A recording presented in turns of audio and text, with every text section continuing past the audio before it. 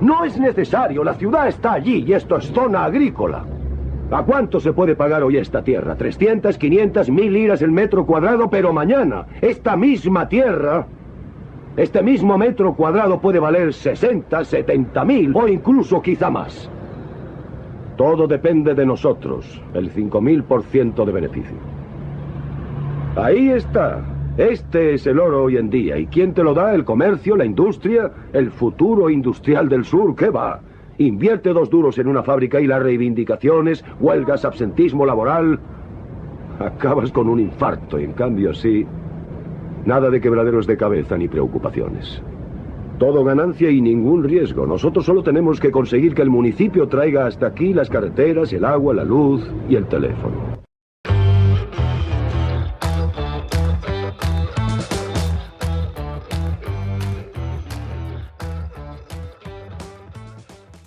Bueno, bienvenidas una vez más al podcast de Las Voces sobre la Ciudad. Volvemos después del parón de Navidades, que ha sido muy largo, lo reconocemos, pero ya estamos otra vez a tope y hemos programado ya varios capítulos que irán saliendo después de este.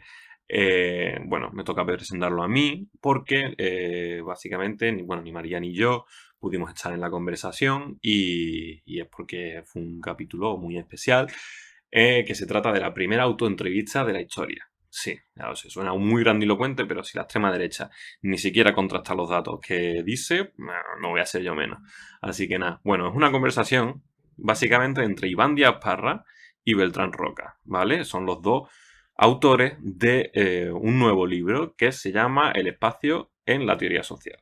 Básicamente, bueno, Iván Díaz Parra es un co-creador, colaborador, executive manager, como tú quieras llamarlo, de este podcast. Y Beltrán es catedrático de Sociología en la Universidad de Cádiz. El libro ha sido publicado en la editorial Tirant-lo Blanche y tenéis disponible el libro de manera gratuita en internet. Dejaremos el enlace en la descripción del capítulo para que podáis ojearlo, descargarlo, utilizarlo y todo lo que queráis de manera gratuita, ¿vale? Bueno, el principal objetivo de este libro, un poco lo escucharéis, ¿no? Ya en el audio, pero es llenar un vacío de décadas en castellano sobre un tema central para todos estos estudios que nosotros hacemos, pero también para todo tipo de estudios en ciencias sociales, que es básicamente el espacio. E intentar teorizar sobre qué es esta dimensión, ¿no? Es como comenta Iván, ¿no? En el capítulo, parafraseando a alguien que no sabemos quién es, o sea que bueno, es una idea robada, pero ya está. Tiempo y espacio, dice Iván, ¿no? En paráfrasis, son cosas que si no te preguntan, sabes lo que son. Pero si te preguntan, ya no sabes cómo explicarlo, ni sabes lo que es, ¿no? Entonces, esta complejidad para definir y capturar los mecanismos, ¿no? Por los cuales la dimensión espacial afecta de una manera lenta, pero sin embargo sistemática en todos los procesos sociales, es la que ha conseguido generar unos debates muy ricos, diversos y tremendamente adictivos entre muchas generaciones, bueno, de pensadoras e investigadoras. En esta conversación que mantienen Beltrán y Iván, se analizan un poco cómo se ha pasado, pues, bueno, de manera histórica, ¿no? Cómo se han ido cambiando las concepciones que se tienen sobre el espacio, qué debates se han tenido concretamente sobre partes de las dimensiones de este concepto, ¿no? Bueno, se pasa, por ejemplo, uno de los principales es cómo se pasa de una concepción del espacio como una realidad dura, ¿no? Cuyos efectos son pocos y muy concretos, ¿no? A una concepción del espacio mucho más compleja y que nos permite, pues, bueno, destilar la realidad de una manera mucho más certera.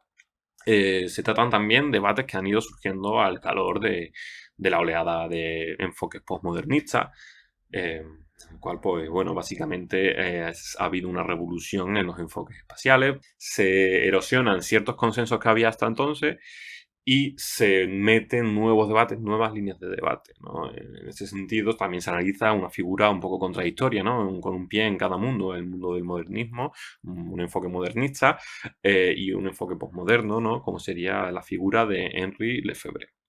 Se argumentan también, ¿no? En un momento dado, pues tocan posibles causas del crecimiento por el interés por el espacio. Al final ha habido durante estos últimos años durante últimas décadas más bien, ha habido un crecimiento pues, de interés de cómo distintos procesos se dan de distintas maneras en el espacio y cómo están también interrelacionados, ¿no?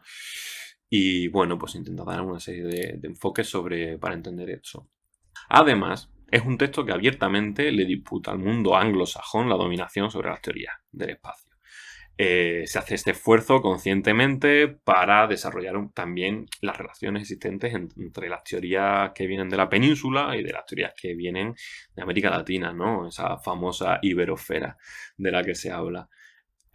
Y bueno, en resumen, básicamente ambos autores abordan una cuestión esencial de una manera que rejuvenecen, ¿no? Y hacen un esfuerzo por aterrizar distintos debates y además lo hacen en castellano, ¿no? Este tipo de libros, pues bueno, son fundamentales para poder divulgar las ideas más potentes que permitan a la gente interesada analizar mejor el rol que tiene el espacio en el mundo social. Y eso falta muchísimo en las ciencias sociales, ¿no? Por ejemplo, yo conozco mejor el campo de la ciencia política y desde que Lipset y Rockham ¿no? desarrollaron esta idea del clivaje territorial entre campo y ciudad, la ciencia política no ha avanzado más allí. Entonces, bueno, literalmente aquí Lipset y Rockham canceladísimo. Y ya está, me enrollo mucho, así que sin más dilación, pues bueno, os doy paso a que escuchéis el audio de la conversación entre estos dos autores, que merece muchísimo la pena escuchar y leer.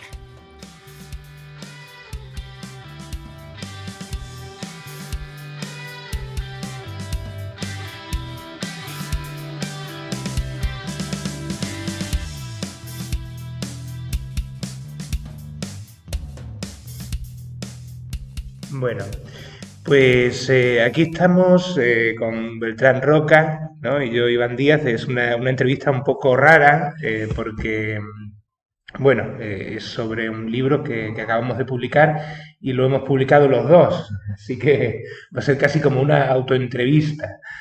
A ver qué tal, ¿no? Autoetnografía, pues hacemos autoetnografía, pues ahora vamos a hacer autoentrevista. Así que, bueno, nos vamos a ir haciendo preguntas y vamos a ir intercalando comentarios uno y otro, ¿no? No hay tanto entrevistador y entrevistado en este caso. Eh, bueno, empiezo yo.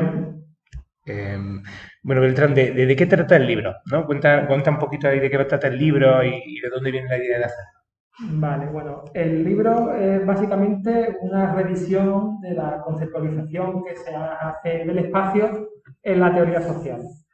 Desde este punto de vista es un libro bastante completo porque cubre desde el nacimiento de las ciencias sociales, de la sociología, la antropología, la geografía, hasta la actualidad. Entonces, es un desafío cubrir tantas teorías, pero yo creo que ese desafío se cumple, aunque por supuesto hay algunas omisiones. Otro aspecto interesante del libro es que es la mirada multidisciplinar, ¿no? Que es el subtítulo del libro, ¿no? ¿Por qué? Porque tendemos puentes entre estas disciplinas, ¿no? Sobre todo estas tres, ¿no? La sociología, la antropología y la geografía, aunque también, por supuesto, con la economía política, con la arquitectura, el urbanismo, pues también muchos autores y escuelas se ven reflejadas y son reflexionadas en el libro. Desde el punto de vista de las teorías contemporáneas, los problemas contemporáneos, también cubrimos un abanico amplio de temas y de perspectivas, desde el feminismo, la colonialidad del saber, la existencia de múltiples ontologías del espacio, la idea de progreso científico. Bueno, hay muchos debates abiertos en los que nos pronunciamos también, ¿no? Entonces, no es una mera revisión el libro, sino que también contiene nuestro punto de vista sobre todos estos debates y estos problemas. Sí, yo creo que no es, claro, no es exhaustivo totalmente, porque no puede serlo, ¿no? Yo creo que es que si te pone este tipo de libros, si tienes que citar a cada autor, casi que es imposible. Y ahí está nuestra perspectiva, ¿no? De hecho de que, bueno, entre los dos cubrimos esas tres ámbitos, esas tres disciplinas, sociología, antropología y geografía, y también nuestros argumentos y nuestra experiencia, ¿no? Es lo que está plasmado ahí, el trabajo que llevamos tiempo haciendo, como docentes, como investigadores, y totalmente sesgado, pero así libremente, ¿no? Yo creo que hay que decirlo así claramente, ¿no? Que eso es lo que nuestra visión sobre ese campo teórico. A mí además me interesa, yo estoy dando también la típica asignatura de pensamiento científico en geografía, y a mí por ahí también me interesaba muchísimo este tema, ¿no? Cuando me lo propusiste tú, de hecho, ¿no? Porque fue una propuesta tuya, eh, claro, coincidió con eso. Y se nota mucho el momento en el que lo escribimos, ¿no? En el caso de Iván, por todo ese debate sobre el progreso científico y la referencia, bueno, pues a Thomas Kuhn, y todo este debate de las evoluciones científicas y tal, que permea el texto, ¿no? Sobre todo la introducción y las conclusiones. Y en mi caso, por ejemplo, pues el énfasis en el estudio de movimientos sociales y sindicales, la geografía laboral anglosajona, que es la literatura que más estaba trabajando, pues se ve muy reflejada, ¿no? Es un libro en el que surge a partir de nuestra práctica investigadora y docente y confluye con nuestros intereses, ¿no? Pero no por eso deja de ser interesante para cualquier tipo de investigador que esté interesado en la cuestión del espacio. Bueno, y la cuestión de dónde viene la idea del libro, ¿no, Iván? Ah, sí, bueno, eso fue idea tuya. No, como casi siempre. Yo creo que más allá de eso, no sé. Sí, bueno, también es cierto que yo, el tema, lo que había comentado antes, claro, en las clases de pensamiento científico, que ahora hoy día se llaman con este afán, que eso es parte también del libro, ¿no? Este afán por volverlo todo más técnico, ahora se llaman teoría y claves para la ordenación del territorio, ¿no? Como esta idea de que todo tiene que ser práctico, que tiene que ir, en el caso de la geografía, una práctica política en concreto. A mí también me motivó especialmente el trabajo, ¿no? O que me incentivó a hacerlo el hecho de echar ahí tiempo, el hecho de que en geografía es verdad que hay muy pocos manuales actualizados en general de todas las asignaturas, y es un poco triste.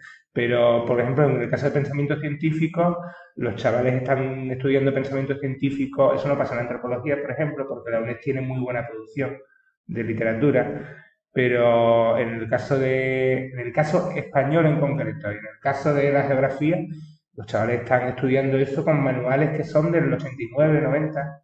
No es que no hubieran nacido en ese entonces, sino que les quedaban 10 años todavía para nacer cuando se publicaron esos manuales. Imaginarse, ¿no? Hay un vacío grande ahí desde los 80 en adelante. Hay algunos manuales ciertos en América Latina, pues hay uno de un colombiano, ahora mismo no recuerdo cómo se llama, que es interesante, de 2003, de la Universidad de Bogotá, y hay otro brasileño también por ahí, no me lo he traído apuntado el nombre, así que no me voy a acordar, pero hay algunos manuales, que están en portugués, evidentemente, el brasileño, hay algunos manuales en América Latina de principios de los 2000 que sí actualizaban un poco, pero, por ejemplo, aquí es sorprendente que no, me parece que, a menos que esté muy equivocado, me parece que casi que no hay nada, ¿no? Lo que hay en todo caso son compilaciones, que no es lo mismo que un texto más monográfico, escrito por los dos mismos autores y con un argumento y siguiendo un argumento. No hay, me parece que había un vacío en ese sentido. Claro, en el caso de la antropología y la sociología, yo diría que hay un vacío muy grande. Ya no es de que haya manuales actuales, sino que de que la cuestión del espacio no se trata directamente, es ignorada de manera sistemática en la mayor parte de las asignaturas, de los manuales que se trata, ¿no? Y sobre todo, autores tan importantes que hay que conocer del ámbito de la geografía, pues los ignoran. Yo he dado asignaturas de antropología urbana y no se cita a Harvey, por ejemplo. Y pecado mortal. Hombre, y las contribuciones que hace para entender el espacio y la dinámica urbana son fundamentales. Entonces, de ahí la idea que teníamos de tender puentes, ¿no? Con este manual, de llenar ese vacío que había en las distintas disciplinas y sobre todo de tender puentes entre ellas porque permiten una comprensión más holística, más completa de los procesos socioespaciales y de los procesos urbanos. Sí, sí.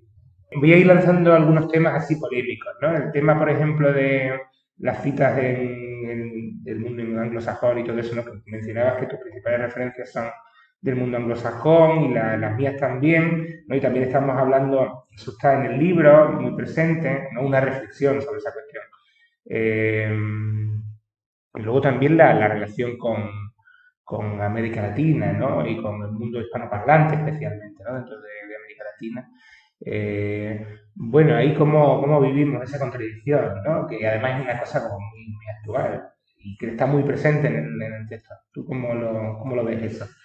Te refieres a la cuestión de descentralizar la teoría, ¿no? Básicamente, Claro, ¿no? sí. De la dependencia del mundo anglosajón. Bueno, yo creo que la tendencia actual de defender las epistemologías del sur, de defender una ciencia situada, yo creo que son unas tendencias necesarias y muy positivas, ¿no?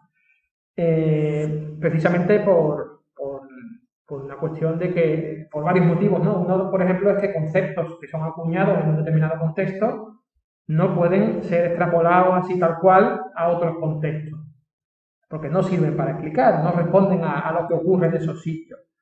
Eso se ha denunciado muchas veces y es cierto, ¿no? También, si entendemos la ciencia de una manera emancipatoria, entiendo que hay que producirla de manera igualitaria, ¿no? Y hay que buscar unas relaciones más simétricas entre distintas tradiciones académicas y entonces es también una manera de democratizar la ciencia, ¿no? Que creo que es positivo. También es positivo en este sentido porque los que vivimos en otras regiones, más en la periferia o en la semiperiferia del sistema mundo, pues tenemos más dificultad para publicar determinados espacios, para acceder a determinados contenidos y para que nuestras voces y nuestros estudios sean tenidos en cuenta, ¿no? Entonces, desde ese punto de vista, todas estas tendencias son positivas, ¿no? Lo que pasa es que también hay que puntualizar cosas, ¿no? Y eso explica muchas veces pues que una buena parte de nuestra producción se haga en inglés y que muchos de los autores de referencia que utilizamos procedan del ámbito anglosajón, pues precisamente pues porque han elaborado teorías que tienen objetivamente más capacidad explicativa que otras. ¿Qué cuestiones hay que puntualizar? Bueno, primero que los académicos vivimos en un mundo que nos hemos diseñado con unas reglas del juego que no son las nuestras y tenemos que sobrevivir ahí. Igual que un trabajador del metal tiene que aguantar a su jefe y construir un buque de guerra, aunque no le guste, nosotros tenemos unas contradicciones que tenemos que asumir y esta es una de ellas, ¿no? Si tú quieres mantenerte en el ámbito académico, pues tienes que publicar en determinados sitios, tienes que integrarte en determinados debates por una cuestión práctica, ¿no? Y de supervivencia. Porque además no solo supervivencia, sino también muchas veces es libertad, porque coger ese camino te libra muchas veces de tener una posición de subalternidad frente a otros colegas o otras figuras de autoridad, los departamentos universitarios, que bueno, pues podemos escapar de esas cuestiones. En segundo lugar, el inglés plantea una ventaja. Digamos que el inglés al final ha venido a sustituir la propuesta del esperanto que los antiguos libertarios querían, es decir, que nos permite comunicarnos. Ya no, es verdad que tienen ventaja los del mundo anglosajón, porque es su lengua natal, pero a nosotros nos permite comunicarnos con un polaco, con un esloveno, con un sueco y con un alemán. El hecho de tener inglés. Entonces permite una difusión de tus resultados, permite una comunicación y permite ampliar el impacto de tu trabajo. La lengua franca, ¿no? Que le escuché alguna vez a Emma. Sí. También eso es lo que he comentado antes, que existen teorías con mucho poder explicativo en la ciencia anglosajona que no se pueden negar sistemáticamente y a veces se comete el exceso de negarlas de manera sistemática y creo que es un error, ¿no? Incluso autores muy críticos pues cuestión, ¿no? Mm. De que por lo menos estas teorías hay que conocerlas, aunque haya que criticarlas por cualquier motivo, pero al menos hay que conocerlas. Sí, claro, el hecho de, igual que una teoría no es válida simplemente porque venga de Oxford, tampoco es válida por el mismo hecho, ¿no? Quiero decir, el pensamiento crítico tiene que ir un poquito más allá de eso, ¿no? Es que parece que hay críticas que se hacen de manera sistemática que se convierten en lugares comunes un poco, ¿no? Que parten en un momento de una crítica muy válida y por repetición acaban convirtiéndose en algo totalmente vacío, ¿no? Es decir, las acusaciones típicas en torno a esta cuestión, ¿no? De falsa generalización o falsa universalización. Bueno, la cuestión es que es si quieres hacer una generalización o si quieres hacer una universalización. Igual no quieres estar en contra, pero si planteas eso como un objetivo, uno de los posibles objetivos de la ciencia, desde luego, bueno, tienes que trabajar en ese sentido y tienes que ver qué es lo que hay en esa línea y los intentos que ha habido, ¿no? Sin considerarlos definitivos. Creo que falta crítica en la crítica. ¿No? Y falta crítica y muchas veces la mirada es muy miope, ¿no? Porque, por ejemplo, ¿no? Se habla mucho desde aquí de Andalucía. Bueno, me voy a criticar a mí mismo para no criticar a nadie. Sí, esa es la buena. ¿Vale? Hace unos años publiqué con Emma Martín Díaz, publicamos un artículo sobre el nacimiento de la antropología, o el segundo nacimiento de la antropología en Andalucía. Y bueno, y jugaron un papel fundamental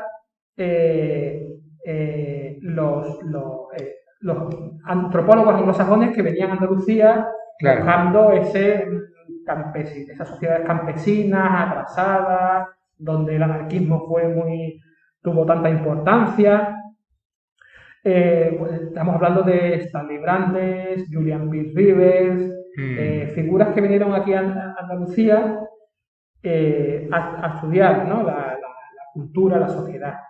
Esas figuras fueron muy importantes en la institucionalización de la antropología, pero es verdad que a partir de los años 70 hay un proceso podemos llamarlo hoy, de descolonización de la antropología, en la que ya se empiezan a formar los propios autores, a desarrollar nuestras propias explicaciones sobre la realidad sociocultural andaluza.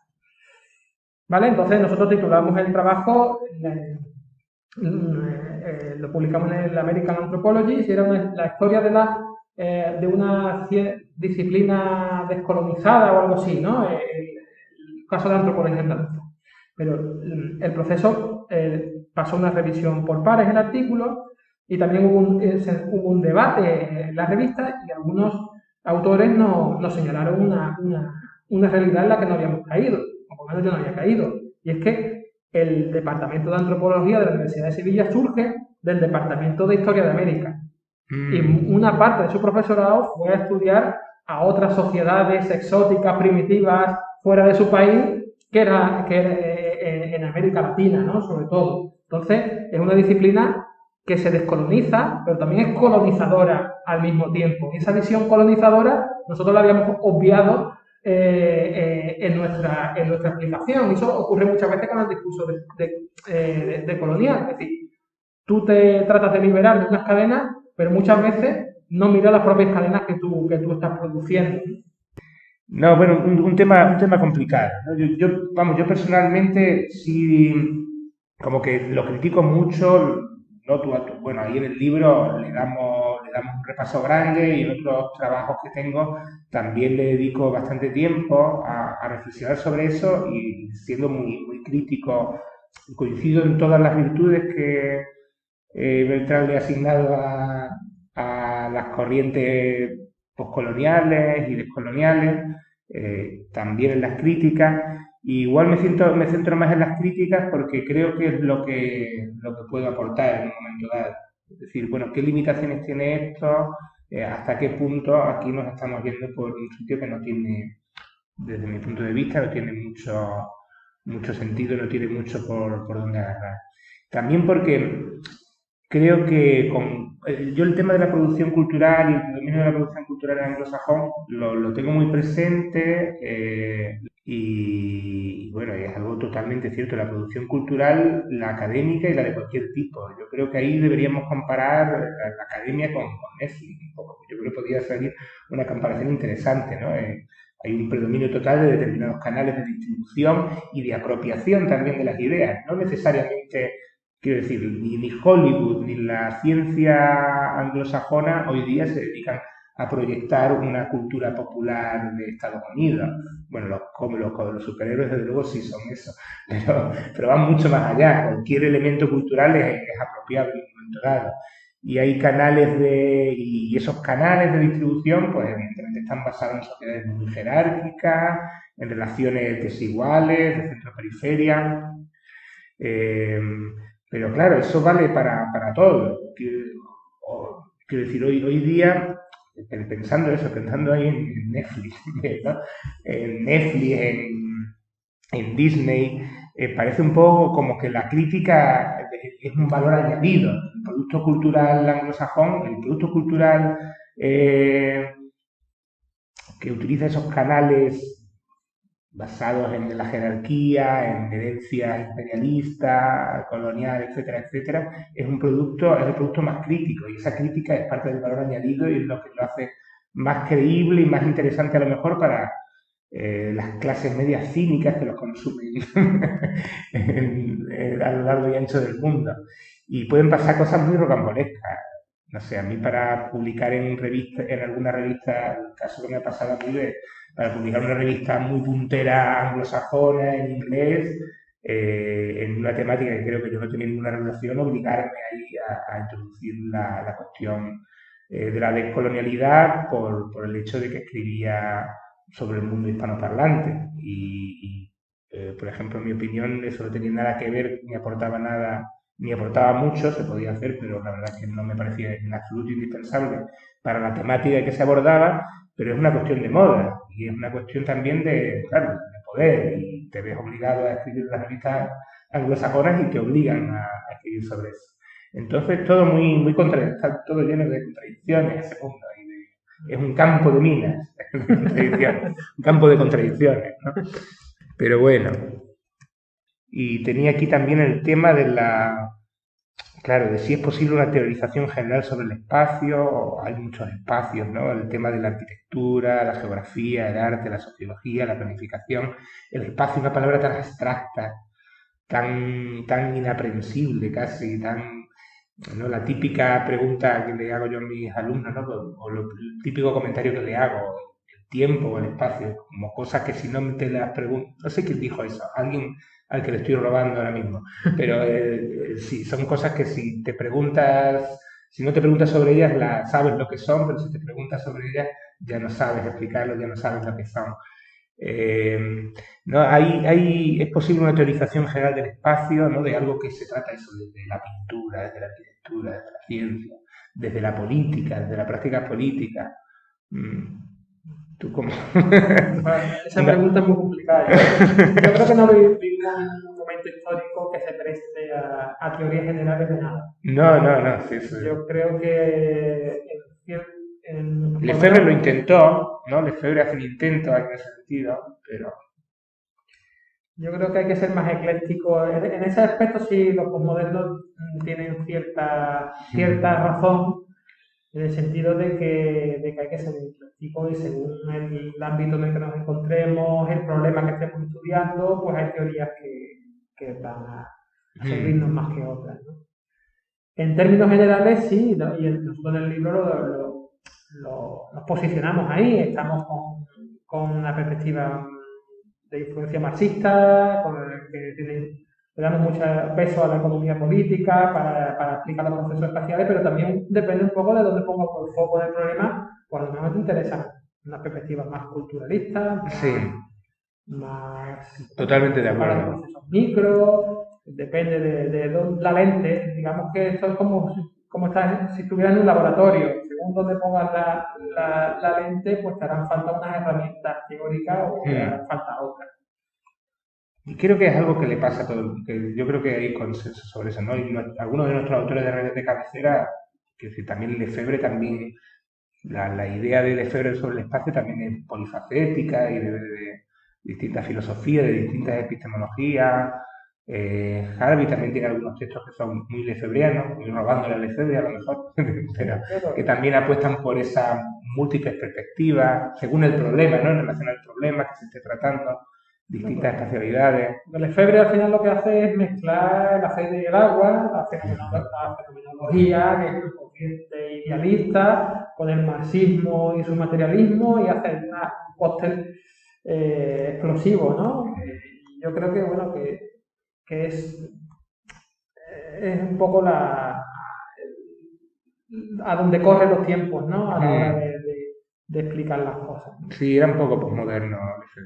No estoy tan de acuerdo con la apropiación excesivamente posmoderna que se hace, que se olvida su parte más materialista, pero sí anticipa. Por eso les faltan los arquitectos, ¿no? Básicamente. Tiene un ramalazo, o se da mucho, ¿no? Se aplica mucho a la crítica de la modernidad y todo eso. Sí, claro, pero hay mucho más. Pero después hay mucho más, y después una lectura marxista del Lefebvre que es muy rica, ¿no? Sí. Que yo creo que la que hace Harvey, Sí, la totalmente. que hace Smith también, ¿no? La que hacemos nosotros.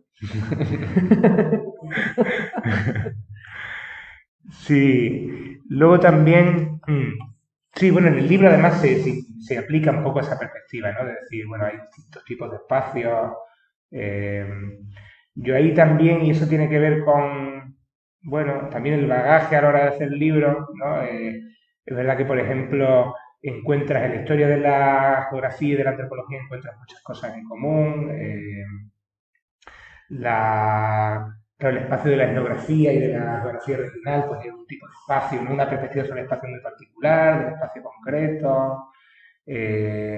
Luego la zona de comunión de la geografía con la arquitectura, pues a lo mejor va más por la cuestión de la práctica política, de la planificación, ¿no? Del espacio como práctica política, que es otro tipo de espacio a lo mejor más abstracto, más de interpretación objetivista del espacio y de proyección de otros espacios.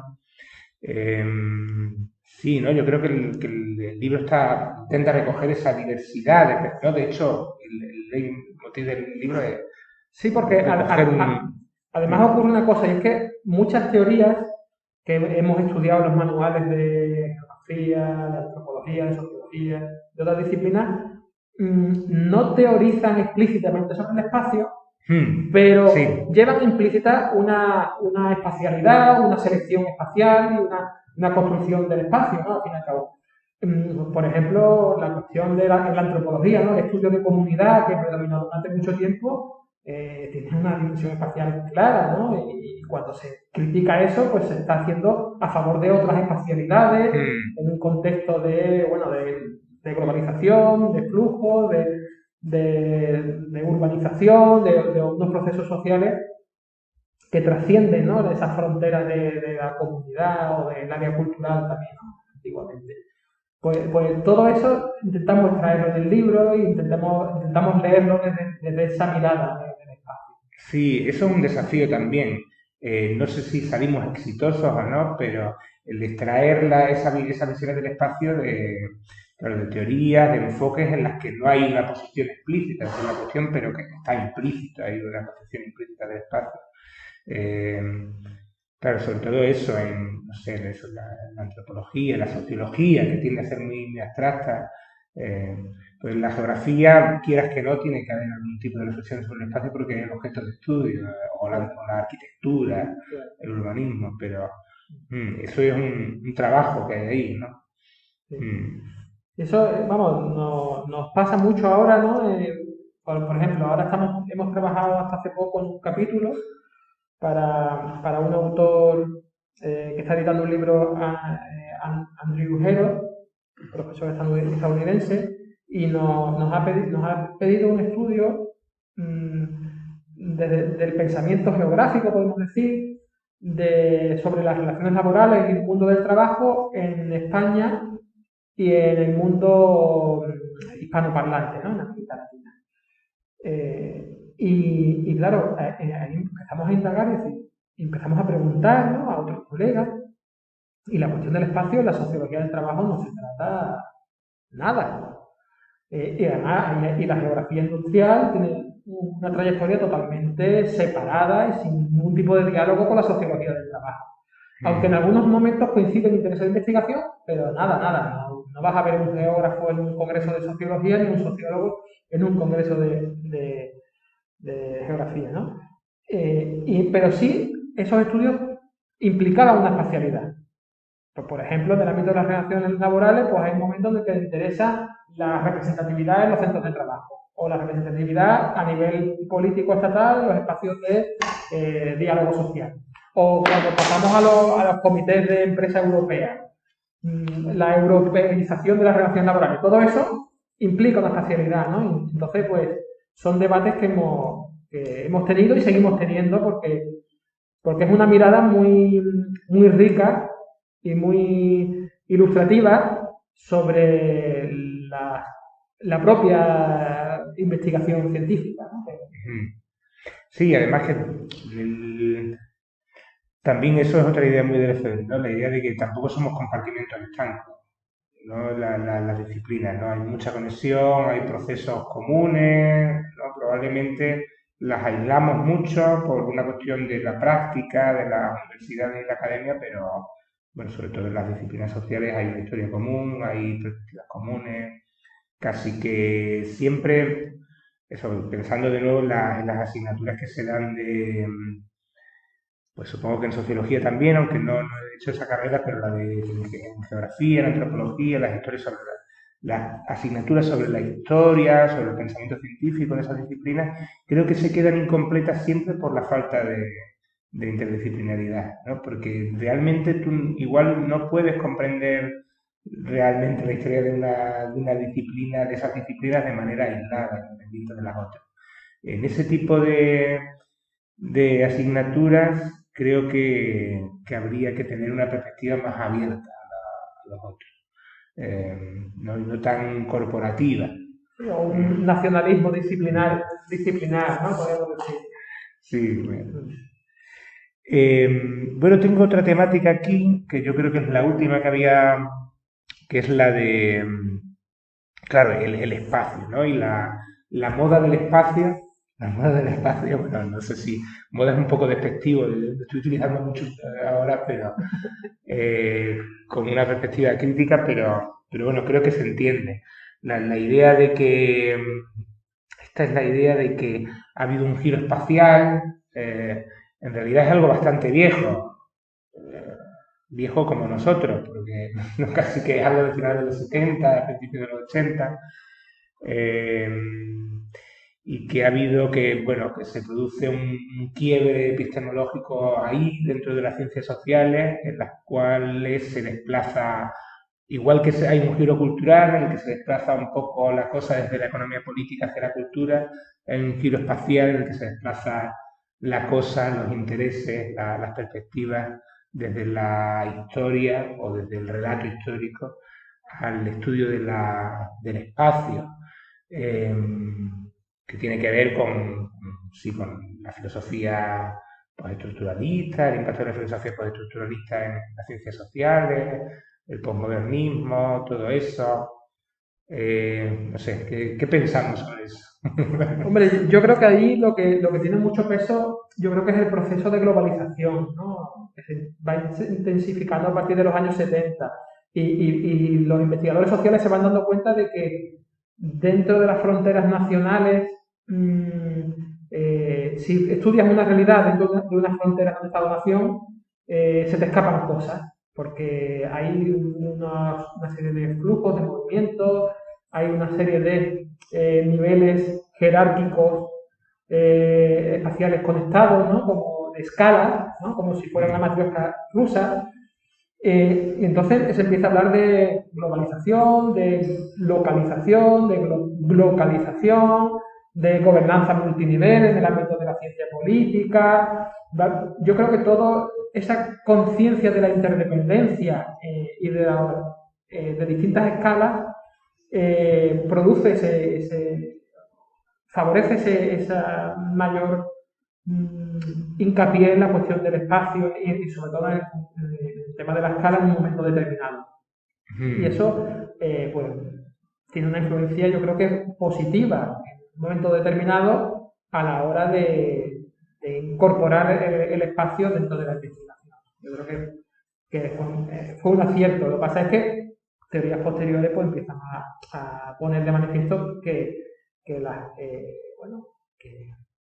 ideas, todo esto lo vamos repasando en el libro, ¿no? Por ejemplo, la noción de escala no es una entidad fija, no es una ontología fija, sino que es más bien una construcción social, que es algo cambiante en el tiempo, y además que bueno, que además existen otras ontologías del espacio. Sí, sí, sí. Sí, ahí hay también un conflicto entre la historia y el tiempo, digo, entre el tiempo y el espacio, igual es, nada, como todo esto, como el conflicto entre lo particular y lo general, que también está muy presente, al final son falsos dilemas, porque, bueno, una cosa va unida a la otra. Claro, es verdad que muchas de las cosas que hablamos y que son los debates actuales, pues tienen que ver con la crítica al gran metarrelato histórico y el espacio. Yo creo que la geografía además como le ha venido muy bien, porque la geografía le ha venido fantástico eso, porque claro, es verdad que el espacio, el estudio del espacio en la geografía, espacio humano, el espacio social, pues tiene mucho que ver con la diversidad, con la diversidad del espacio como una temática que se pone un poco en boga frente a esa homogenización de un relato más o menos lineal, único, universalista, totalizante, sobre lo que es la humanidad. Entonces, la diversidad del espacio geográfico es uno de los temas clásicos de la geografía, no solo uno, no es exclusivo, hay más, pero es uno de los aspectos. Entonces, la geografía yo creo que eso le viene de perlas. Y bueno, el hecho de todos esos debates que estaba hablando Beltrán, que hayan alcanzado tanto impacto, pues tiene que ver con eso, ¿no? Y el impacto que han alcanzado estos autores como Harvey, como Swingle o como Brenner, tiene mucho que ver con ese giro espacial que le ha venido de esos geógrafos, ¿no? Que le ha venido bárbaro. Y bueno, ahí estamos de nuevo con los anglosajones, pero también, bueno, también hay toda una tradición de estudios sobre el espacio en América Latina que es súper reivindicable, especialmente, vamos, yo por lo menos. Claro, yo no leo en portugués, pero el ámbito de la geografía brasileña a partir de Milton Santos es tremendo. Eh, Moraes y todo lo que viene después hay libros y hay textos que hay muy poco traducidos al castellano, pero que son apasionantes. Y luego en América Latina también hay una tradición, en la América hispanoparlante hay una tradición también muy, muy interesante en diversos países, especialmente en México, Argentina, Chile, que hay como academias muy fuertes. Por ejemplo, yo en mi estancia en México me quedé impresionado por el nivel que había dentro del ámbito de la geografía y de reflexión sobre el espacio, sesuda, el concepto de territorio, que quizás es el que se ha tomado con más ganas en América Latina. Hay un saludo para Efraín León, un crack, o para Cobos, un referente sin duda. Sí, que nos consta que está leyendo el libro este con...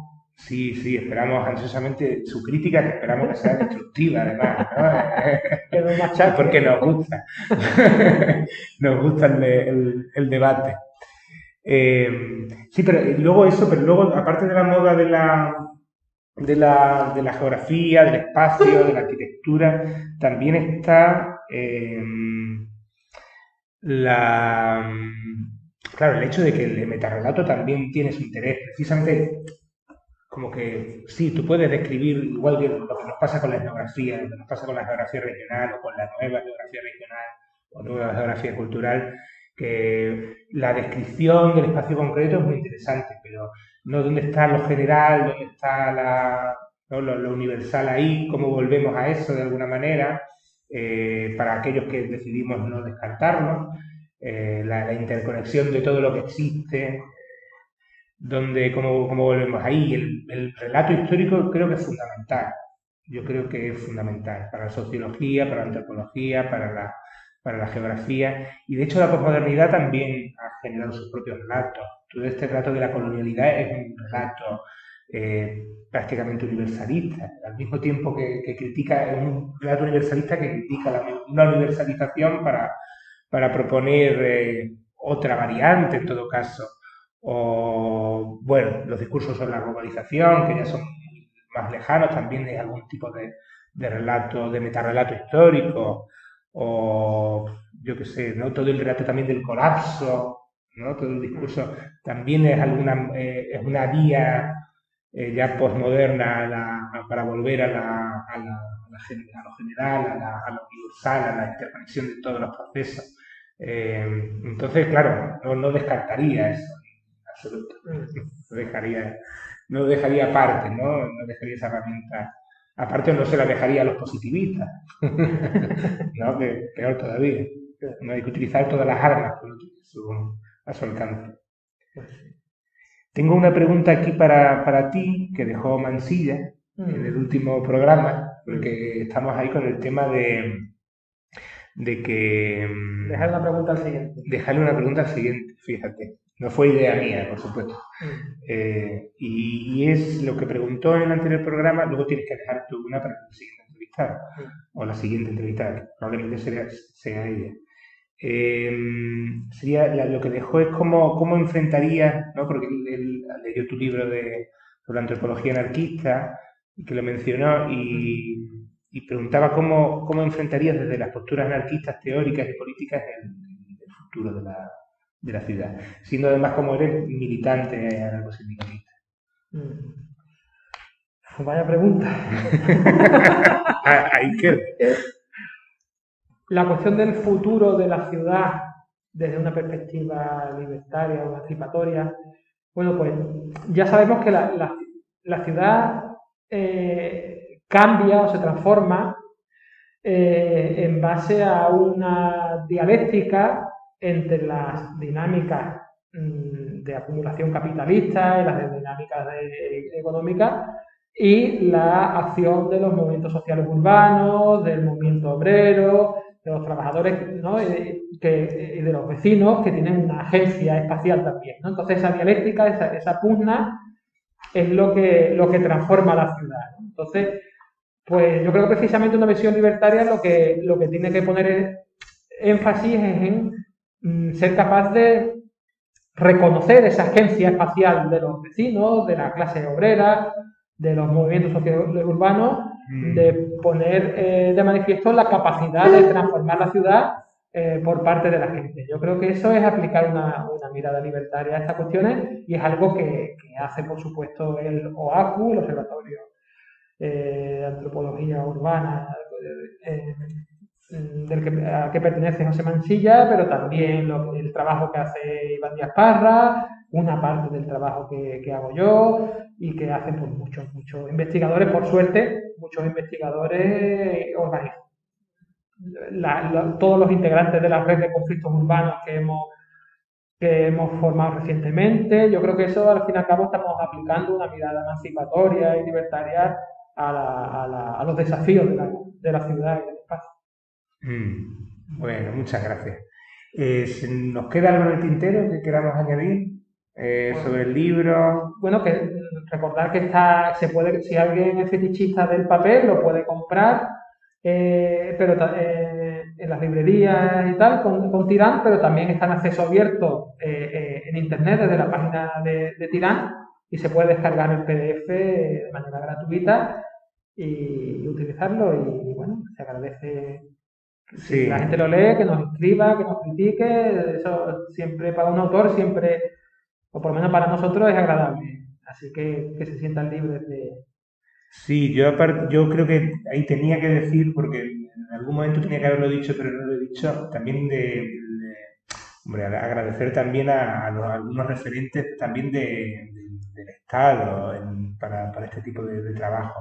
que si por ejemplo a Horacio Capel pues hay que referirlo, y también al trabajo que están haciendo desde hace mucho Nuria Benach, Abel Albet, los que se han ido sumando, Buitrago, etcétera, etcétera, que yo los conozco poco, pero alguna vez he coincidido con ellos, y están haciendo un trabajo ahí de epistemología, de reflexión sobre el espacio, sobre teoría espacial, con su colección en Icaria, que es buenísimo. Lo digo porque, claro, antes he dicho como que no hay gente escribiendo sobre el tema, y no es justo. No es justo si no mencionas al menos a esta gente, sobre todo a la gente de la Universidad de Barcelona, que son muy buenos, ¿no?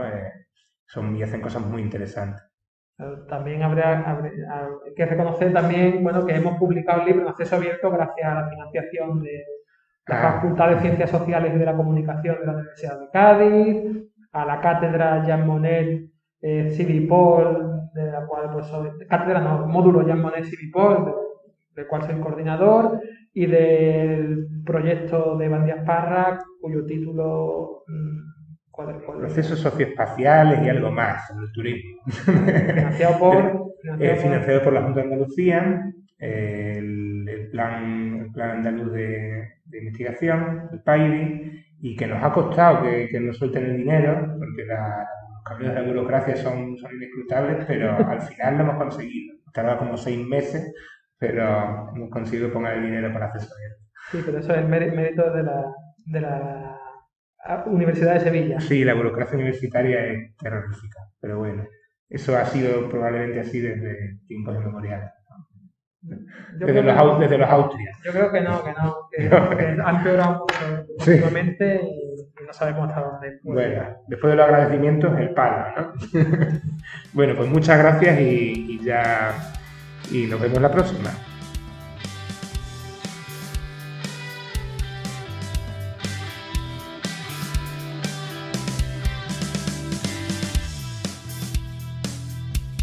Bueno, pues aquí María Barrero al habla para despedir este capítulo sobre el libro El espacio en la teoría social de Iván Díaz y Beltrán Roca.